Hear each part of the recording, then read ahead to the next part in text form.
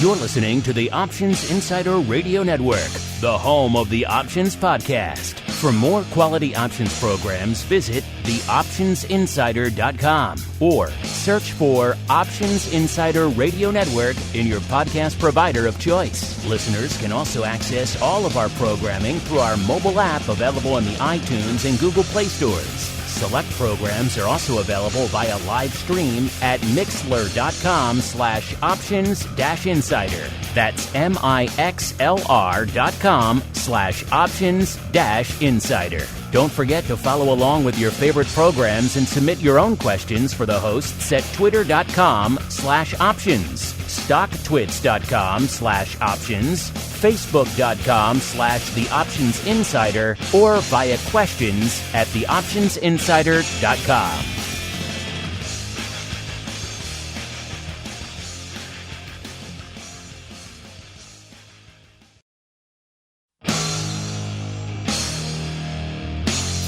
And now, it's time for the show that breaks down the options market from unusual activity alerts to market analysis, strategy overviews, listener questions, and much more. If it involves puts and calls, then our all-star panel will break it down. It's time to hit the Option Block with your host, Mark Longo from the Options Insider Media Group, and co-hosts, Uncle Mike TOSAW from St. Charles Wealth Management, along with Mark the Greasy Meatball Sebastian and Andrew the Rock Lobster GIOVINAZZI from OptionPit.com. And now, get ready to hit the Option Block. All right, everybody. That music means we are back once again. It is Thursday. It is noon Central. It is time once again for episode 2 of our bi-weekly options extravaganza known far and wide as the Option Block. My name is Mark Longo from theoptionsinsider.com, as well as, of course, from the ever-scintillating, at least we tend to think so, network upon which so many of you are binging these days. Last month, yet again, the hottest month in the history, 15-plus year history of the network now, which is going back a ways. So every month this year has pretty much been that way. So we thank you all for loving the network, for chowing down on all of our shows. And of course, if you want to go above and beyond, you want to join us for our exclusive content like Options Oddities coming up tomorrow. We break down the crazy week worth of unusual activity. We had some fun stuff on the show last week, what we'll make it on this week. Of course, we had a great pro Q&A this week. We had Not Scott Nations on last week. We had all sorts of great fun stuff for you guys on the exclusive side. Great giveaways, live access to all of our shows, and a whole bunch more. TheOptionsInsider.com/pro is the place to go to join that party. You want to get in there soon. We're going to be giving away the August Pro Trading Crate coming up here in about a week. So got to be active in August to qualify. I'm looking at the mountain of goodies. Some of that could be heading your way. So TheOptionsInsider.com/pro is the place to go if you're really cool. /secret club. But that's just between me and you. Don't tell anybody else about that /secret club. I will deny its existence if asked.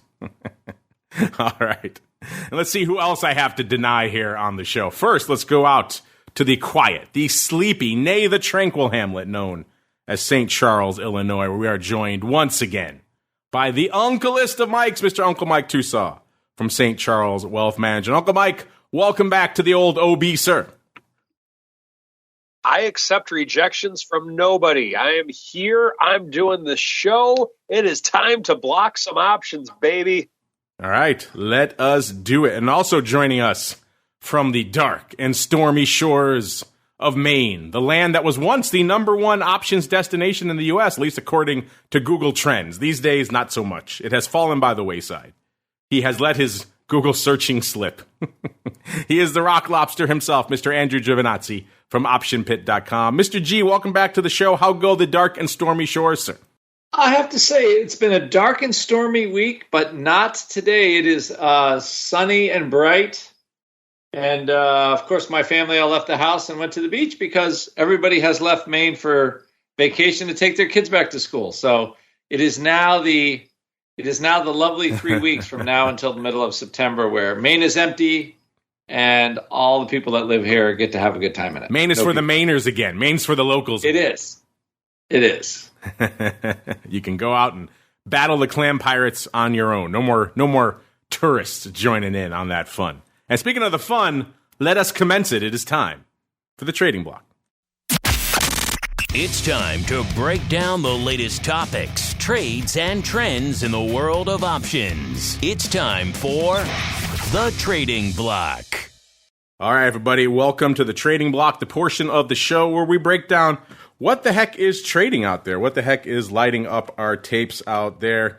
And, where everyone's kind of waiting, once again, we have the Fed on the docket, so not going to see enormous moves as a result. We are seeing a little bit of upward drift today out there in the broad markets. S&P up about 0.5%, so getting back some of what it has been giving up so ferociously for the better part of the last week, hanging out a little bit north of 41.5 right now, about 41.60 odd out there. So obviously a far cry from the 4,300 level that we seemed like we were glued to for a while there. The Dow kind of up slightly, about 0.1%.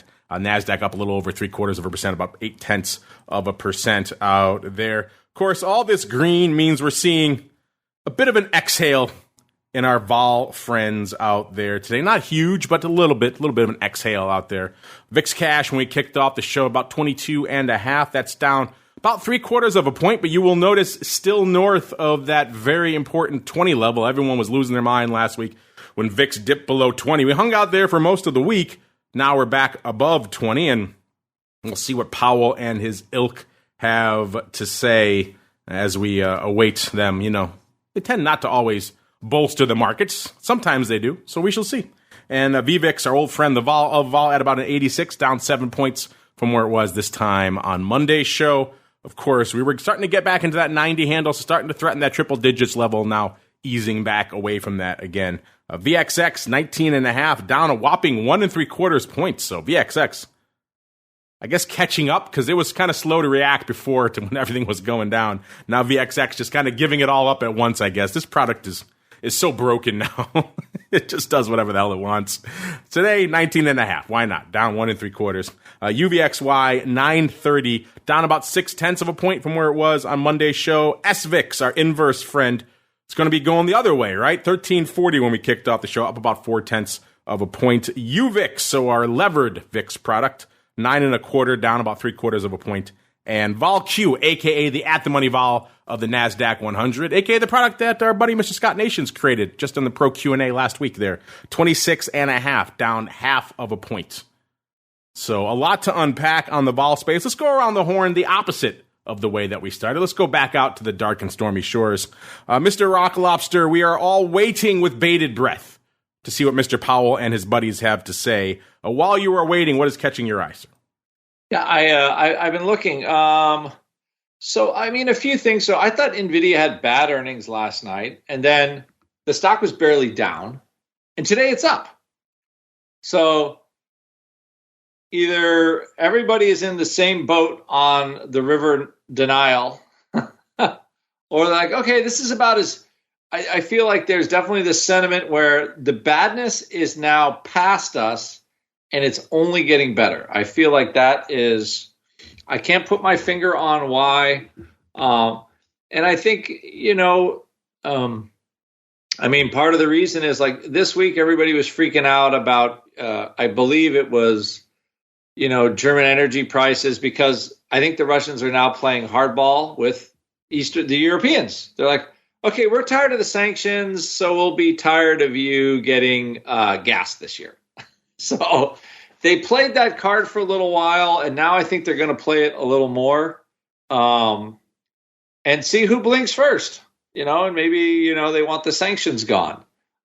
So again, these are a theme I've had with my students is none of the problems that we identified in March of 2022 have been solved as I can see.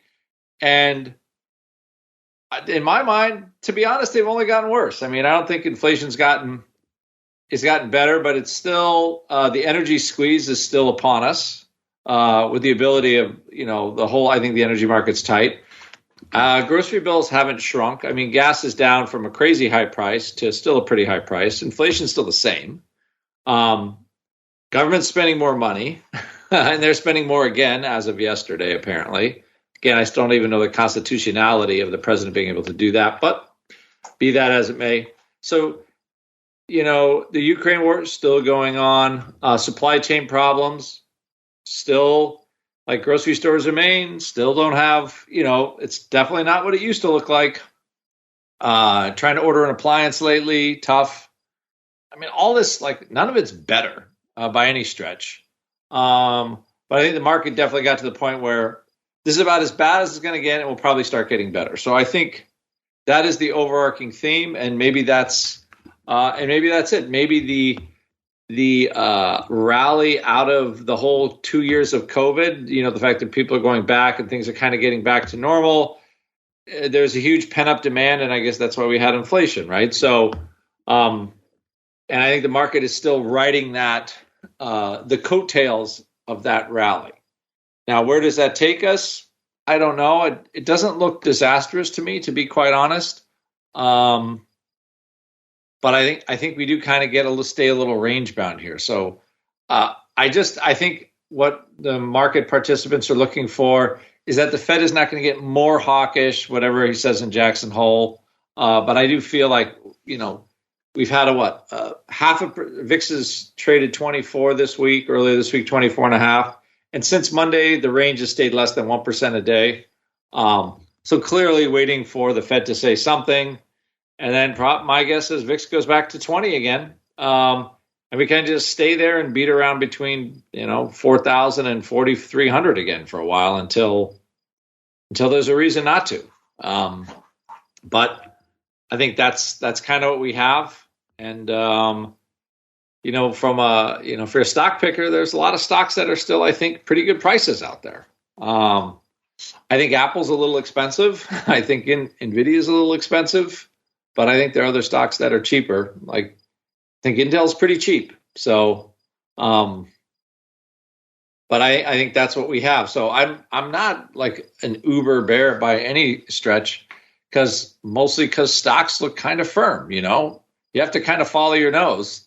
It's hard to be overly bearish when stocks keep catching a bid. So anyway, I'm interested to hear TOSAW's take, because I know he is always bright and sunny, because he lives in that sunny and tranquil hamlet south of Chicago there. So let's see what the man from St. Charles has to say.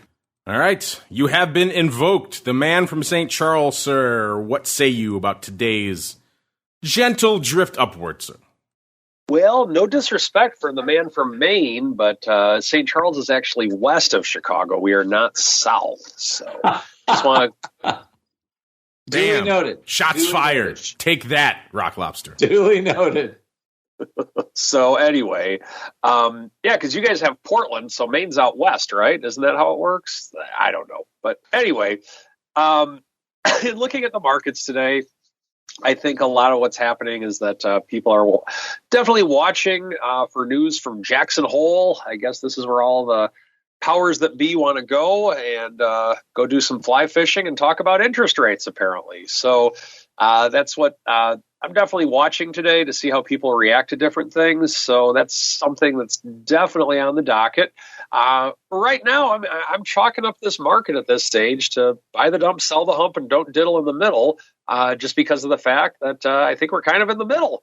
We're not at a distinct buying spot based upon the charts, nor do I feel we're at a selling point. So it's kind of a tough spot if you're not already in to actually do something. So that's kind of where I'm at from the short term. Of course, for the long term, I'm bullish and selling the covered calls and doing what I've been doing for many years on the longer term front of the portfolio. In terms of the bond market, looking at that today, we're actually getting a little bit of a rally, up about 0.5%, the 10-year note today. Corporates, looking at LQD, that's up almost a full percent.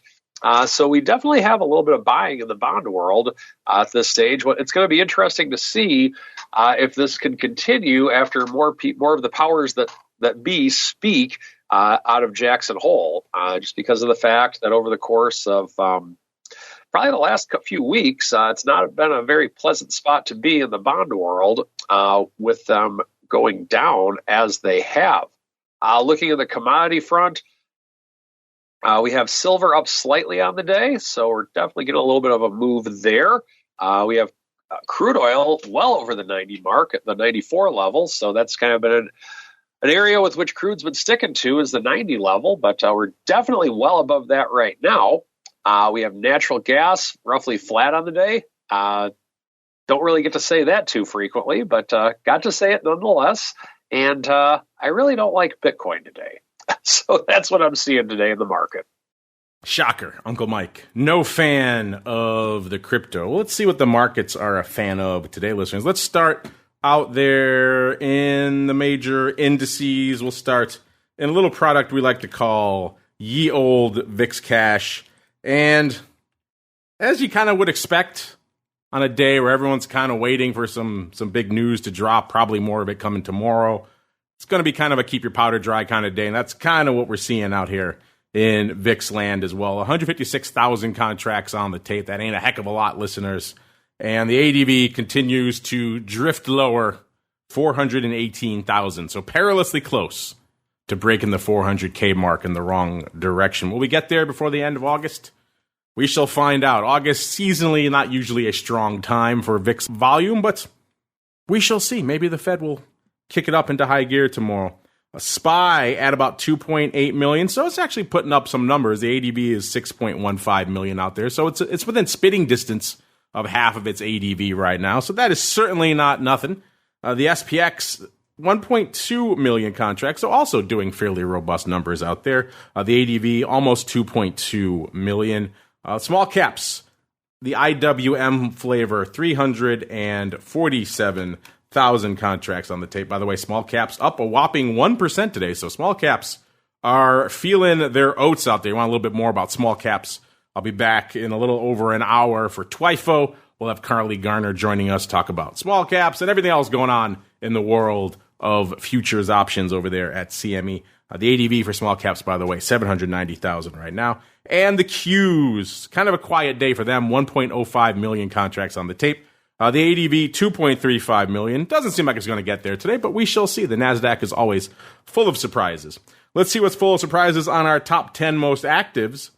You might have assumed we'd see the old Peloton out there. Actually, no, they're actually at number 11. They just missed it by 3,000 contracts. Peloton, 203,000 contracts today. By the way, they're coming for Peloton right now, off nearly 20%, 260, trading 1088 right now. That's coming on the heels of some actually decent news yesterday with talk of Amazon starting to sell those. So that got them up to, it looks like about $13.50 yesterday. And then that good news was short-lived because they came for it again today, going right back down from 13.5 down to right where it is right now, right around $10.80 cents. So yeah, a challenging time for Peloton. They're not even in the top 10. It's actually Meta, aka Facebook, holding down the number 10 spot today. So it cost you 206,000 contracts to break into the top 10 proper today.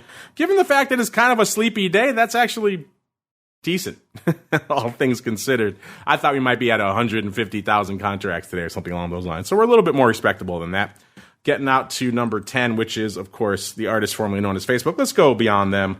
I'm kind of tired of talking about Meta. Let's go to some meme names like number 9, Bed Bath & Beyond, 262,000 contracts. We're already jumping up a bit. That's at number 9. Bed Bath & Beyond, they're coming for it again today, off another 7%, trading right around $9.60, off about 75 cents or so on the day. I don't need to explain to you the sordid tale that has been the last week and change out there in Bed Bath & Beyond. Today, it's back to the dark side and good again for the number 9 spot in our top 10. Number 8, this is not a name we see very often, so you know it's earnings season. This is 3M.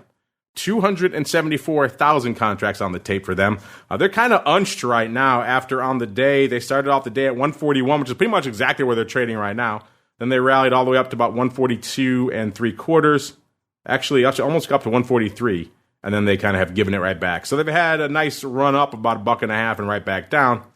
Actually, almost $2. So they have had a nice run, even though right now they are almost literally unched on the day. But good enough for 274,000 contracts for 3M. Number 7, the Rock Lobster will be excited. He loves this one. We talk about it on Oddities all the time. This is Pabst Blue Ribbon, a.k.a. PBR, a.k.a. Petrobras. This one trading $14.60, off about 11 cents today, but good for 341,000 contracts. So something is afoot in Petrobras today. It looks like the stock had a bit of a range for about 60 cents. That's decent. That's not enormous for them. So I'm not sure what is driving. They already had their dividend, so I don't think it's the dividend. Maybe the Rock Lobster has seen what's going on out there today. But either way, they're putting up some numbers today. 341,000 contracts, and number 7. Number 6, the Amazonians. Maybe they took a hit because of all that being associated with Peloton. Now they're back. And number 6, 419,000 contracts are up about 2.25 today, or 136 is where they're trading right now. Number 5, back to our chip friends. We got AMD, 431,000 contracts on the tape. AMD up a whopping $4 today, or 4.3%. They're trading 96 3/4 right now. So a nice pop for AMD out there today. Number 4, going back to China, it's BABA. You know, we hear the death knell of China all the time. Oh, it's atrocious. Oh, no, it's great now. Oh, no, it's atrocious again. Today looks like things are great again in China because BABA up 7 3/4, or nearly 8.5%, trading right around almost exactly $100, about 101/3 right now. So apparently all is good in China again today. Number 4, BABA, 517,000. Number 3, yes, I said number 3. It's the fruit company. Hanging out in the gutter for them today. Paltry, 654,000 contracts. Nobody is trading Apple today. Wow. That's like a rounding error for them. Trading right about 169 right now, up about $1.50. A nice little pop for them today. They got as high earlier as almost 170 today. They have given up about $1 of that now. So intriguing stuff out there for Apple. Number 2, back to the chips, listeners. It's NVIDIA. 858,000 contracts. NVIDIA getting a nice lift out there as well. Obviously, these names accounting for some of that nice lift we saw in the NASDAQ. 5.25 points for NVIDIA. That's about 3%, trading 177.5 right now. Again, good for number 2, 858,000 contracts. That means by process of elimination, you can probably guess who our number 1 offender is today. That is Tesla. 1.4 million contracts on the tape. Tesla putting up some numbers out there, listeners. Oh, yeah, of course, we have the stock split. There we go. I pulled it up for a second. I was like, wait a minute. Did I pull up the wrong? I forgot today was split time. So, yes, 294 3/4 off about 2 points. Also, obviously, accounts for why there is so much options paper afoot in Tesla today, listeners. You didn't just wake up and get a discount on Tesla, as nice as that would be. Going out to the earnings front, we have updated earnings move and season and results and trades reports for you guys, hot off the presses, courtesy of our friends over there at Orat's Land. You guys know where to find them. TheOptionsInsider.com is the place to go to get the full reports. Still got some names popping off this week. You got Zoom on Monday. We had Macy's and Dick's Sporting Goods and Intuit and Medtronic on Tuesday. Wednesday, we had Petco and NVIDIA, Salesforce and Snowflake. Today, we have Peloton, Dollar Tree, and Dollar General. So this is Uncle Mike's favorite day of the cycle by far. And then Burlington and MRVL and Dell and Gap. And let's see. Let's look at some that are popping off. Let's go back to Snowflake. They were popping off yesterday after the bell. They were hot for a while. Remember, listeners, everyone and their mother had to get them. They were one of those hot IPOs. They seem like they kind of faded, at least from an options trading interest perspective. And let's see if that has been rekindled. They were popping off yesterday after the bell. 159.5 is where they were trading. They were pricing in 10.8%. They delivered, get this, listeners, 20.2%. So the snow is out in force there today. They're still up. They're up $34.50 now, listeners, or 21.5%, trading right around 194.25. So, man, Snowflake.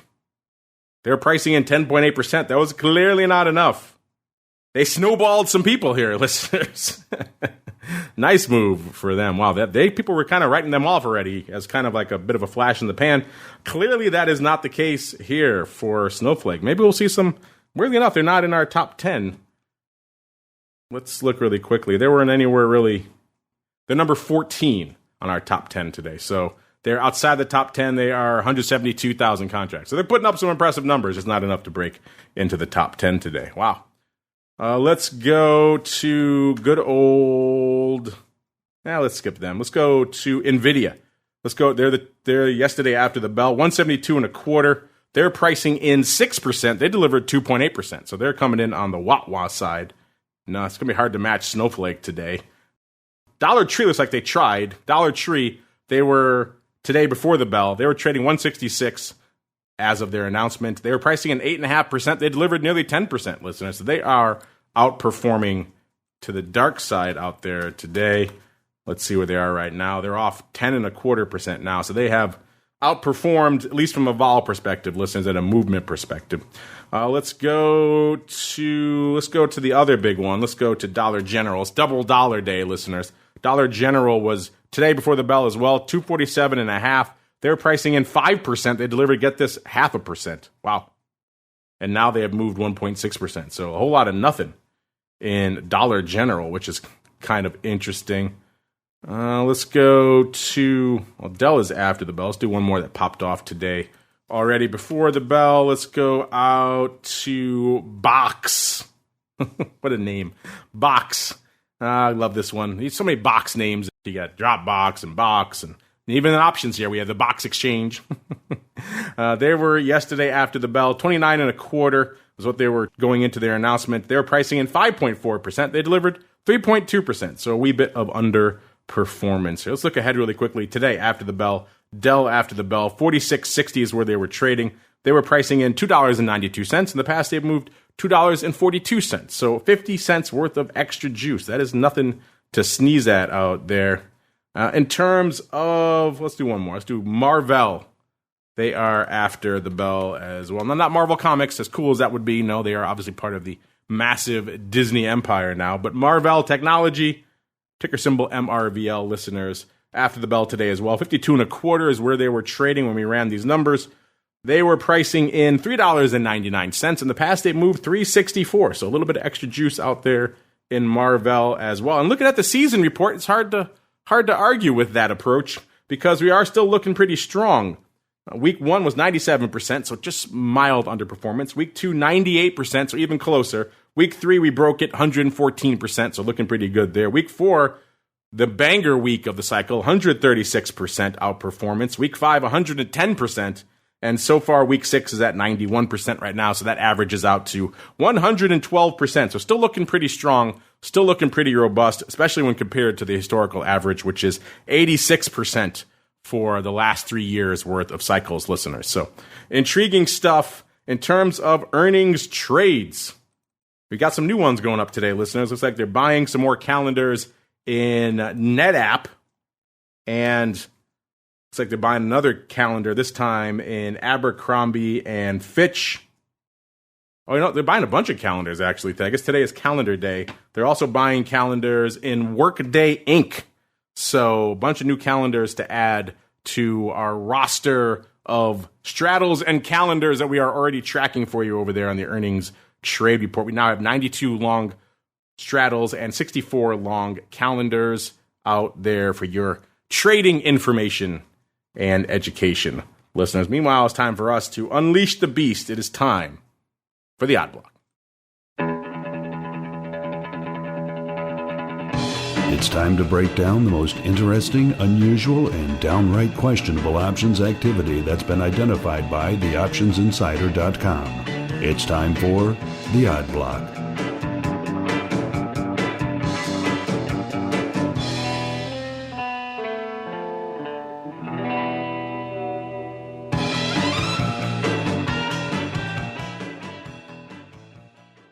All right, everybody, welcome to the Odd Block. And we have some names that our Eye of Sauron has deduced, but I mention... yes, it is short for Odd Block. You are correct, Mr. Rock Lobster. But I digress. But yes, so welcome, of course, to the weirdest of segments, the Odd Block. We have some names we've profiled already, but we were talking earlier about Pabst Blue Ribbon, a.k.a. PBR, and what the heck is up with them. Our listeners in the chat saying there's a size put spread going up, the 14-12 put spreads. Maybe we'll start there. We'll do a real quick dive into good old PBR right now. Listeners, PBR trading $14.50 off about 20 cents or 1.3% on the year. Let's see, a year ago they were trading $10.89. They've had a nice lift, as you would expect from anything petroleum-based. Hence the name, listeners, Petrobras. As cool as it is that they sound like Pabst Blue Ribbon, they are not affiliated. They've had a couple of highs on the year. About $16 seems to be where they've topped out a few times on the year. Then they kind of gave it back up in July, back down to $10.90, then right back up again to $15.50 back in August before giving it up. Now they're about $1 lower at $14.50 right now. Mr. Rock Lobster, I know you are an avid watcher and trader of good old Petrobras, sir. What is lighting up your tape out there, and what do you think about these numbers they're putting up today? Yeah, I actually have fun of the show. Of course, the listeners don't know is putting snarky comments in the chat window for Mark and see if we can get him to laugh. I think that might be half the fun. Mission accomplished today, sir. Mission accomplished today. Yes, so I think your listeners are right. They're sharp as tacks. Now, when you were trading, I was trying to remember the biggest size I ever did as a floor trader. It was about 1,000 contracts. I think that was my largest size trade. Now they put up 150,000 contracts via spread. It's no big deal. $1.50. What's $1.50 amongst friends, sir? What is 150,000 shares among friends?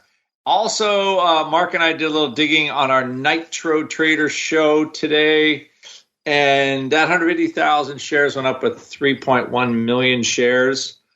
It had a short 600,000 delta, but it has 600,000 gamma.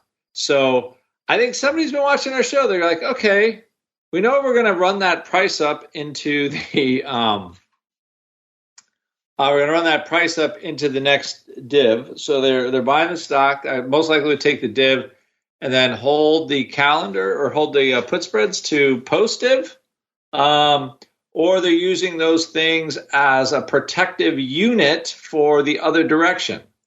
So I found it, I actually found that kind of curious, to be quite honest. And the reason why is there is, you have the divvy projected in the November cycle. So they put up, let's see where they are.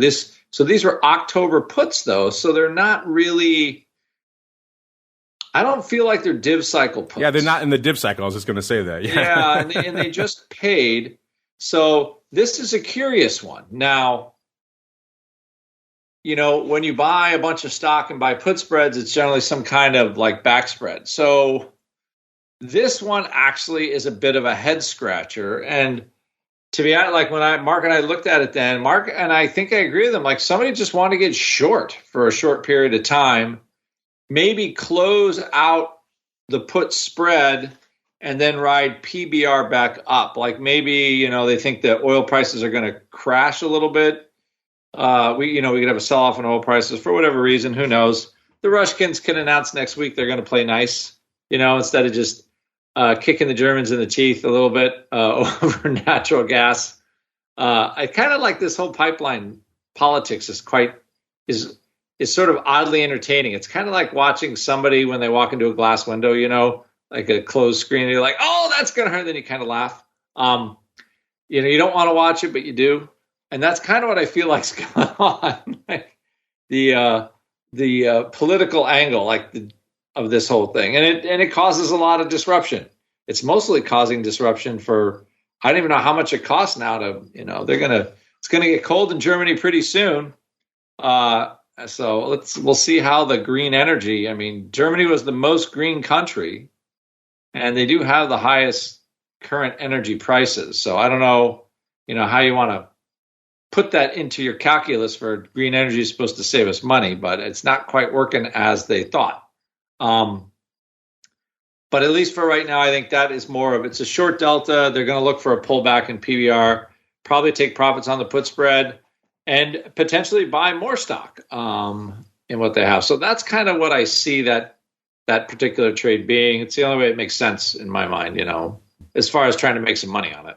I think it makes a ton of sense that way. I think it makes a ton of sense to hold PBR in your back pocket. We've talked about it on Oddities many times about how you can never undersell a corrupt government's desire to funnel money to themselves, and that's what they're doing with these mega Petrobras divvies. This is a state-owned government, so they're going to keep cranking out the divvies, so it makes sense to want to have some stock. It also makes sense, that's why they're doing it with stock, but it also makes sense to want to have some puts in your back pocket right now, I think, given how lofty we are, and the next divvy isn't for a while.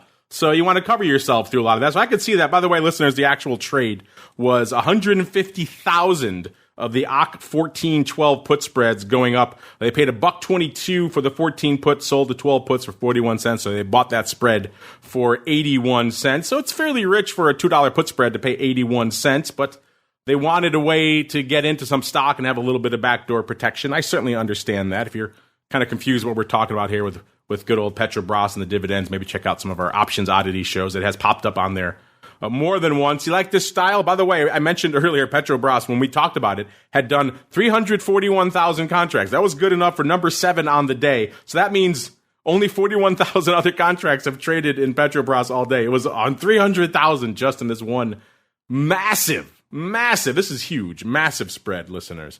So yeah, that spread alone would be number 8 in our top 10 most active. It beats all the activity in Peloton and Meta and Bed Bath & Beyond and 3M. So yes, that's a huge spread, listeners, and certainly worthy of some analysis here on the odd block. I'm not sure if we can deliver that much size again to you today, listeners. It is kind of a sleepy day outside of that. Everyone's waiting for the Fed. Well, let's go out instead to a name we don't talk about that often, and for reasons that are understandable. And I tell you what name this is. This is MetLife, Inc., ticker symbol MET. Insurance, not always the sexiest of sectors, trading right now right around $67, up about 86 cents or about 1.3% today. On the year, let's see, a year ago they were trading $62.50. They rallied up to their high for the year of about $73. That was in April 20th. And then they have kind of come right back down, got back down to about $57 on July 14th. And since then, they've had a nice rally, almost $10 pretty much from there to where they are right now, close to $67 right now. So pretty much a $10 rally from their nadir in mid-July. So rough year, but decent last month or so out here for Met. So let's see what our Eye of Sauron found. It looks like someone, Mr. Rock Lobster, is not thinking this rally is going to have much more legs. Well, actually, I take it back. They're thinking it could have some more legs. And if it does, they're willing to dump the hell out of it because someone came in and blasted away at 20,000 of the NOV 75 calls. So that's, again, you're talking $8 out of the money and $18 above the low where it was just a month ago, listeners. So that's a nice little run for them. They sold those pretty much right on the bid for 76 cents. It's not much from a juice perspective because it's an insurance company. You're not talking a meme name. You're not going to get triple-digit vol. Instead, it's about a 25 vol. And let's see, yeah, that stock was pretty much exactly here when these went up, $67. Are there earnings in this cycle? There are. There are earnings on November 2nd. So that makes it interesting. That probably explains why they got 76 cents for these calls and otherwise relatively staid name outside of the last month, of course. So intriguing stuff. Mr. Rock Lobster, someone says, if this stock gaps up another $8, pretty much gets to its 52-week high again, they're happy to dump the heck out of it. And I can't say I blame them, so I don't hate this one, sir. No, I mean, this is, you do have a little pop in vol. Met is, again, I think pretty, this is a $2 dividend stock, so this is a big dividend payer. We've seen this a lot. I think this is kind of like standard pension fund, style stuff where they own the stock, they're selling calls way above where the stock will ever get to. And, I think it's a great thing for people like with, buy rights in a 401k. It'd be interesting to hear Mike's thoughts on this down the road, but I just think it's the perfect place for them because you don't have the tax consequence. You get to sell the upside calls when, you think at a ridiculous, at a good price. And if it goes up there, you just do the wheel. You sell the put and you do it again and take the stock. It's like, I don't know if the calls are worth selling. I think it's kind of a no brainer, especially at an all-time high type price. I think it's great for a retirement account type trade. But I think that's in a, pension fund, pension funds have to pay money out every month. So they're happy to pay that money out or sell the stock at, $7 higher, which would be a 10% pop in 2 months, which I think any reasonable person would probably take those dollars and be somewhat happy with that. They'd be happy with that. Yeah, double income, not the worst thing in the world there, sir. There are definitely worse things. All right, Mr. Rock Lobster, I will leave it up to you. where we end our journey in the odd block today. Should we go to some puts in Gap today, or should we go back and review some calls in Kohl's? Two clothing retailers. Where should we go, sir? Kohl's is kind of, I've got a little blood on my hands from the takeover in there. So that's not my favorite topic currently. So let's go to Gap. Let's go to Gap. Gap it is, listeners. Gap, ticker symbol GPS. You know I like a good appropriate ticker, listeners. This one offends me. The GPS has nothing to do with Gap. You think GPS, you think some sort of navigation type software. Alas, no. It is Gap. Someone should have told them they probably need a better ticker. But alas, I digress.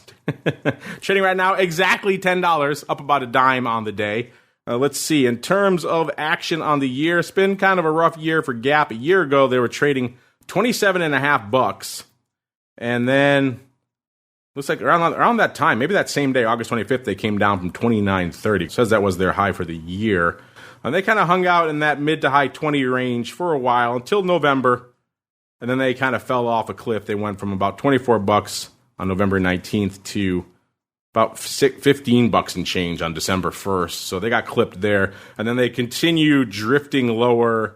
It's like they hit their nadir for the year on July 14th, right around $7.79. So since then, they've had a nice turnaround. They're trading exactly $10 right now. So kind of like our last name. The last month, if you just drill in there, it looks pretty good, up about 8.5%.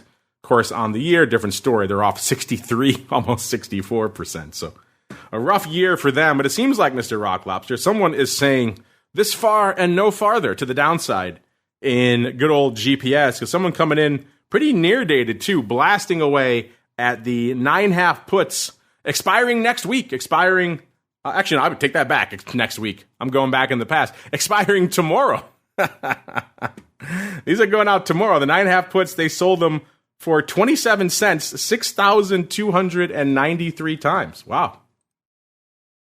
Well, I guess the stock was $9.60 this morning when it opened, so makes sense how they got that level. If you're hearing this, listeners think I want to go do those too. Probably not going to be there anymore. That's a nice level, I think, right now. That's 6,300 times. That is, in case you're wondering, 234 volatility, obviously with 1 day to go. Those numbers are meaningless, but it is fun to say nonetheless. And in terms of action, the stock was here. The stock was $10.16 when they sold these puts. I thought it was much lower when they sold these. Wow. So that's a good fill for these 9.5 puts. There are earnings today after the bell, though. So that's where all this juice is coming from.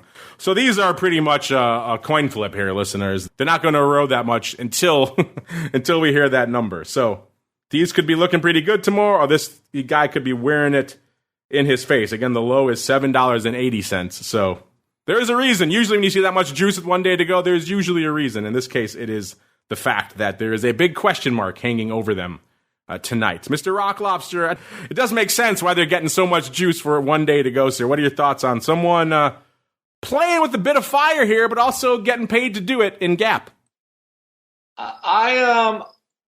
Okay, so I like this. I'm actually looking at this trade right this second because Gap is on my list of companies that kind of had like this, I don't know. I think like they had some kind of woke, type of sales stuff, and it didn't go very well. So if you recall, beginning of the year, I don't know if it was our show here. They were trying to sell stuff with like non-size. They tried all kinds of things to, I don't know, take the sizing out of their clothes or whatever they did. And it didn't work well. So they're stuck with all this inventory, right? They didn't have enough clothes for people, but they had a lot of clothes for other people. Anyway, so they're trying to unwoke. And I think they're on these type of stocks are on my list of, as they kind of like maybe go through more normal corporate practices of making money, they will start making money again. So this is actually an interesting, I think, would be a diagonal put spread. I think you could do for tomorrow, you could do the 10. You could do the 10.9 because I think $9 is a pretty good place to own this stock. So you could do the 9.10 for credit.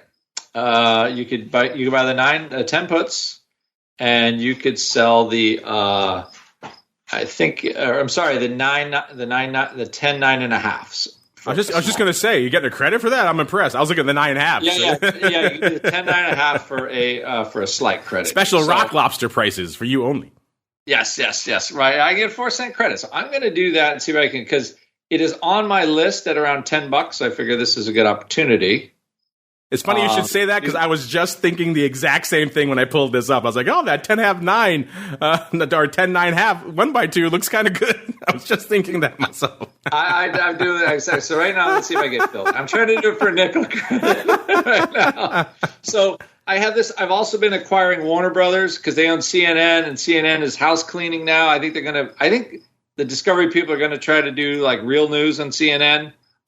Anyway, so I think I'm looking at these companies that have gotten like sold down to nothing. They're trying to de-wokeify, maybe become a little more corporate style, and see if that, improves the earnings. It's a little punt on let's just call it, it's a closet, investing idea that I have. So anyway, let's see if I get filled. I think I'm going to get filled here pretty easily for nickel credit. I'm going to race you. I just put my order in too. I own the stock at $9, or I'm going to make a little money. We'll see. And if the earnings are halfway decent, I'll be more aggressive and just sell the 10 put. So Gap, and I've already did this in Warner Brothers, and the stock was $17. I did 1x2s, and I got stock at 14. So I'm underwater about 30 cents on it, but I think I still will be able to. It's Warner Brothers Discovery, by the way. WBD. So I do like this as a strategy. I don't think it's too bad. I was eyeballing it when you said it, and I hit execute after you said it. So I think you probably took my liquidity because I'm not filled now. So you're not filled for nickel? They're not doing it for a nickel for me. I was just going to go in for a nickel right when you said that. See the things I do, listeners, for your shows. We'll see. We'll keep an eye on it. We got 10 minutes left. As we keep on rolling, let's go to the mail block. It's time to take your seat on the All-Star panel as we read your emails, tweets, Facebook messages, website comments, and much more. It's time for the Mail Block. That's nickel credit. I should be filled on this bad boy. Mr. Rock Lobster, moving markets against me. How many did you do? 150,000? Yeah, I did my normal 5x10. So yeah, that's apparently spooked them. They're like, uh-oh, people are coming for this. We got to widen out now. See the Rock Lobster spoiling it for the rest of us here. All right, let's get on out here, listeners. Let's see what you guys have on the brain. In terms of our questions of the week, let's get to our question of the week right now, which is, in this period of uncertainty in the market, which options trades are you utilizing in your portfolio? Don't see your choice. Send in your alternative. And we gave you 4 choices, so we gave you a decent selection. Gave you short puts or put spreads, long calls or call spreads, ratio spreads or butterflies, or collars/risk reversals. And again, if you don't see your strategy du jour, then hit us up, let us know. Let's go to the Uncle list of Mikes now. Mr. Uncle Mike, sir, what do you think our audience is choosing? Or what are you choosing if you have one? And then what do you think our audience is choosing, sir? Got it. I think that our audience is choosing the butterfly. That's what I'll go with.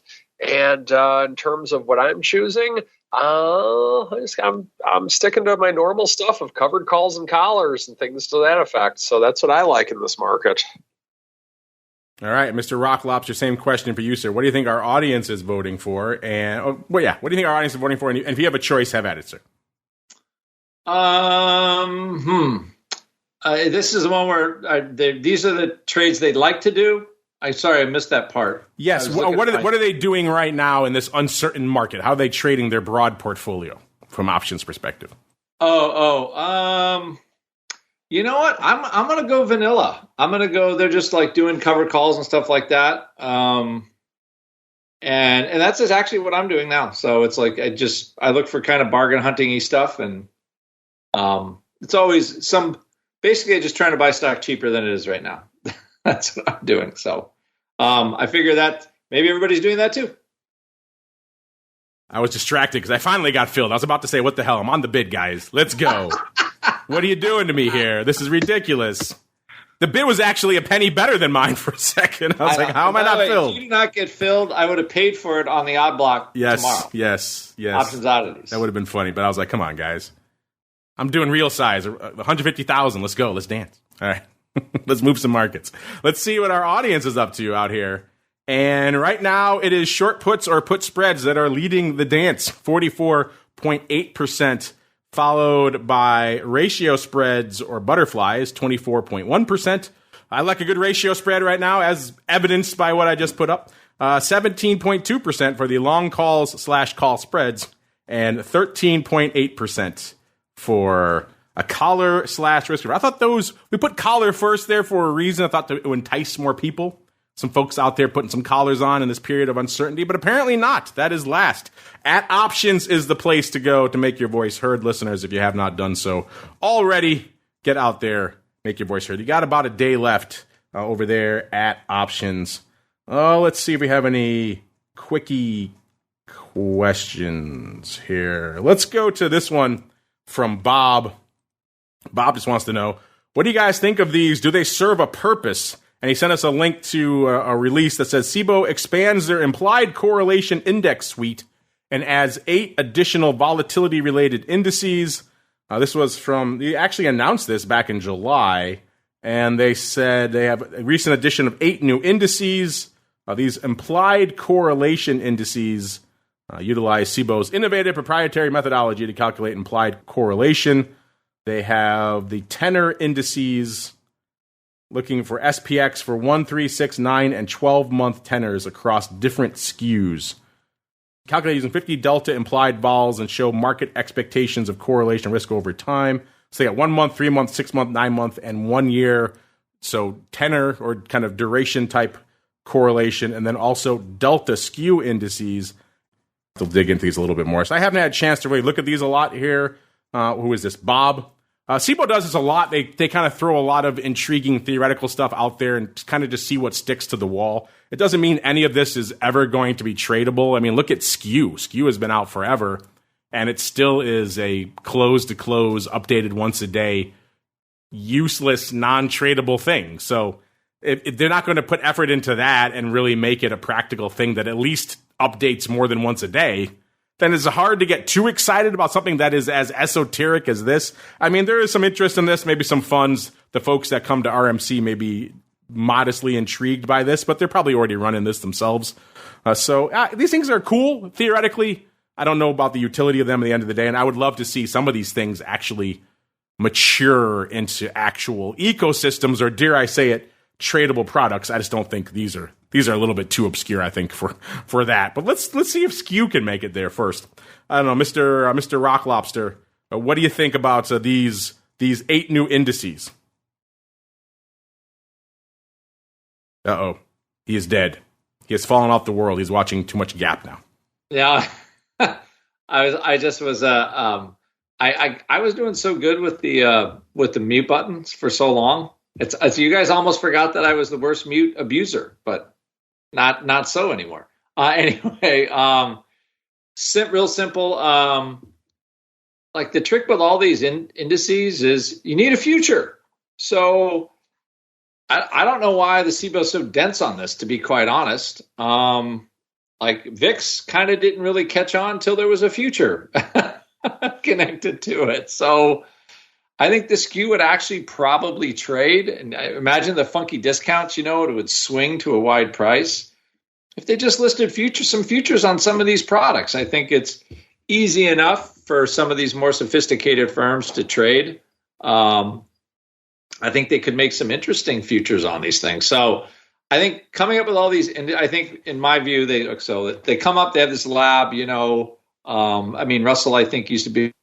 And then, on products, I think the skew actually could trade. There's a couple things that would trade because, that's one thing that's actually quoted. Other firms have different skew indexes.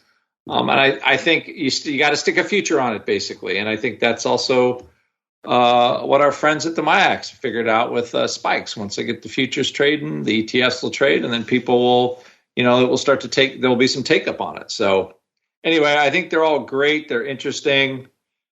I don't really care about them till I can trade them, to be quite honest. So they're just these things that kind of exist in the ether somehow.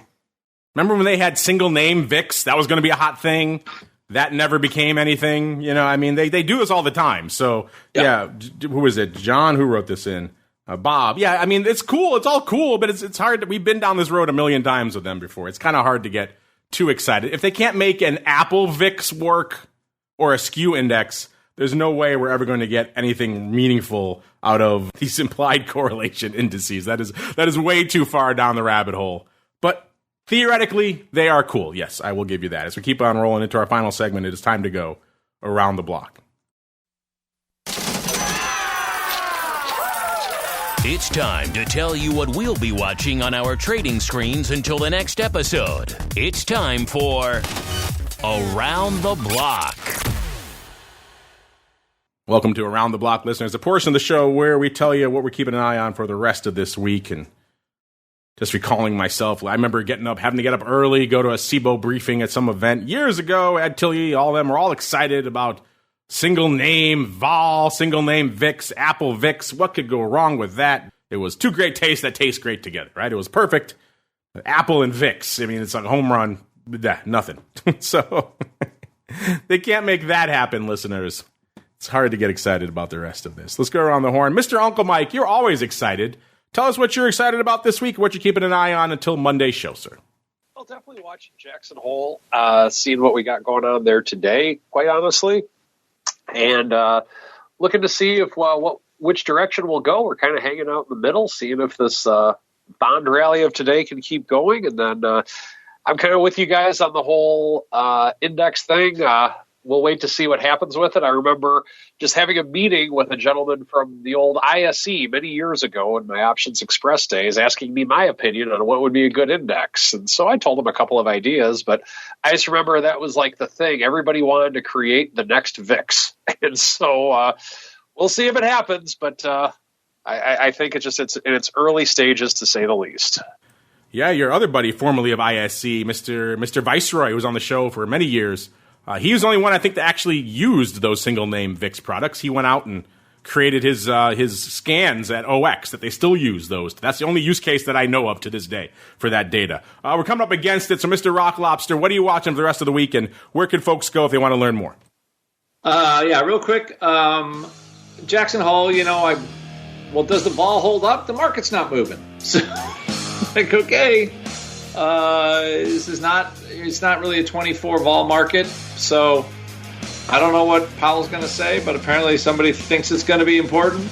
And again, go to optionbit.com, call Ted, or we have another customer care person, another Andrew, not me, Andrew, but another Andrew. So Ted or Andrew, 888-TRADE-01. OptionPit is growing so fast, it's starting to melt my head, to be quite honest. We have two people on the phone that can help with your questions, the type of products that we offer that can help you, and of course, anything associated with yours truly. So there you go, 188-TRADE-01. Ask for Ted or Andrew, and don't forget to say, if you heard this show, anything at OptionPit is 10% off if you say you heard this show. All right? Ask for the sexy Andrew. That's the other one. Yeah. That's the one you want, the sexy Andrew. OptionPit.com is the place to go. Mr. Uncle Mike, where should folks go if they want a dose of Uncle Mike in their lives outside of these shows? Well, follow me on Twitter at Mike TOSAW. I try and put out a lot of content. And if you're looking for a financial advisor, check out my website, stcharleswealth.com. All right, listeners, that's going to do it for us right now. We'll be back in a little bit, of course, with Carly Garner to break down the world of all things futures, options, what's lighting it up out there. What crazy upside risk reversals and ladders does she have on, and maybe NatCats this week? I guess we'll find out. She loves herself a good upside trade. She likes to swing for those fences. She's always fun to talk to there. Speaking of swinging for the fences, how will Rock Lobster and I feel about our 1x2s tomorrow on Options Oddities? Will he be mad at me for trying to lure him to the dark side? Will I blame him and vice versa? Will there be finger pointing or much celebrating? We will know by tomorrow's show. And of course, vol views tomorrow at noon as well. So a lot of good living coming back tomorrow as well. And then back again on Monday, another episode of the Option Block. Stay safe out there, everybody. You're listening to the Options Insider Radio Network, the home of the Options Podcast. For more quality options programs, visit theoptionsinsider.com or search for Options Insider Radio Network in your podcast provider of choice. Listeners can also access all of our programming through our mobile app available in the iTunes and Google Play stores. Select programs are also available via live stream at mixlr.com/options-insider. That's mixlr.com/options-insider. Don't forget to follow along with your favorite programs and submit your own questions for the hosts at twitter.com/options, stocktwits.com/options, facebook.com/theoptionsinsider, or via questions at theoptionsinsider.com.